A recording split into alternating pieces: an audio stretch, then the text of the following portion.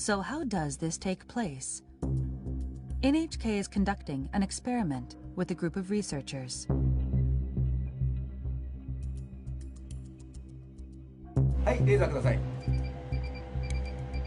The team will track particles in the air using laser beams and a high-sensitivity camera.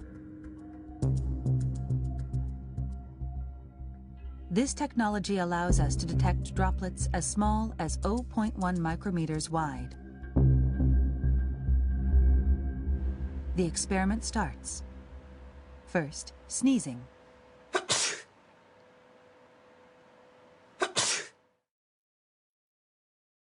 We can see a large droplet about 1 millimeter in diameter.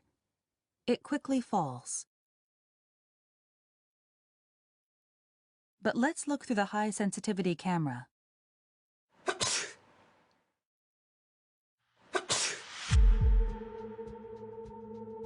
We can see small particles that seem to glitter floating through the air.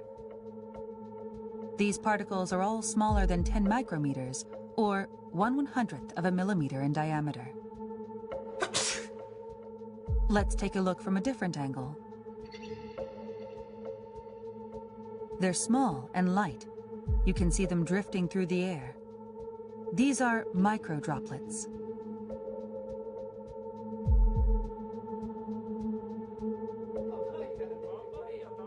We're learning that sneezing isn't the only source of these droplets.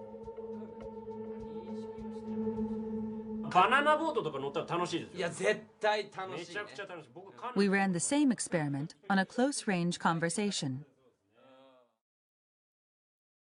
People generate a lot of microdroplets when they talk loudly.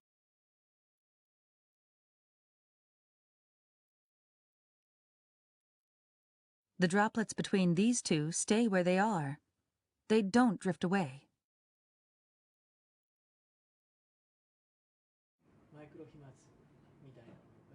It's not yet known what volume of microdroplets leads to infection. But Tateda says we can't rule out the possibility that microdroplets have spread the virus to some extent. そのマイクロ飛沫、小さな粒子の中にもたくさんのですね、生きたウイルスがいて、大きな声での会話、あるいは激しい息遣い、そういった中でですね、このマイクロ飛沫ができて、それが近くの人、その人が吸い込むことによって感染が広がる、そういったリスクが見えてきたものと思います。The risk of infection through microdroplets becomes even greater in a closed space with poor ventilation.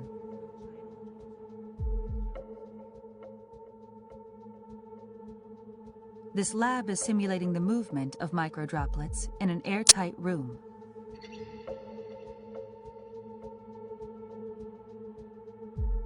About 10 people in an enclosed space the size of a classroom. A person coughs once and spreads about 100,000 droplets.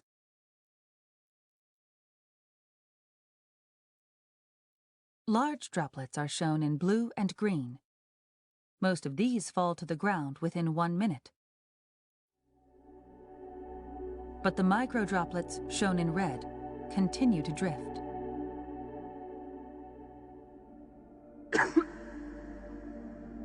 This simulation uses only microdroplets. 5 minutes later, 10 minutes later,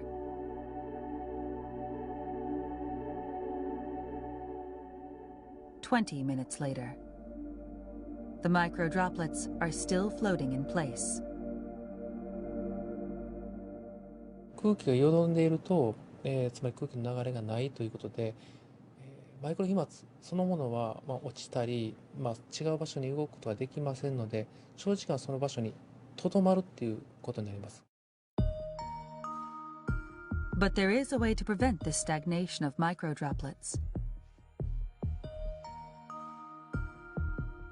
Opening windows and increasing air circulation is believed to be effective.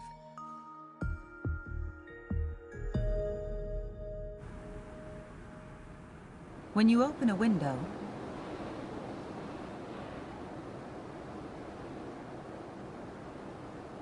Micro droplets are quickly swept away.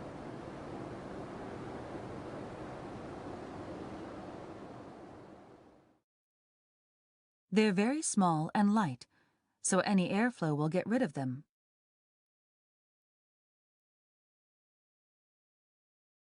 「できればですね、2箇所開けて風の流れを作ってあげるということが大事。それが1時間に1回でもいいから、そういうようなことをやることによって感染のリスクっていうのはかなり下げることができるようになるんじゃないかなというふうに思います。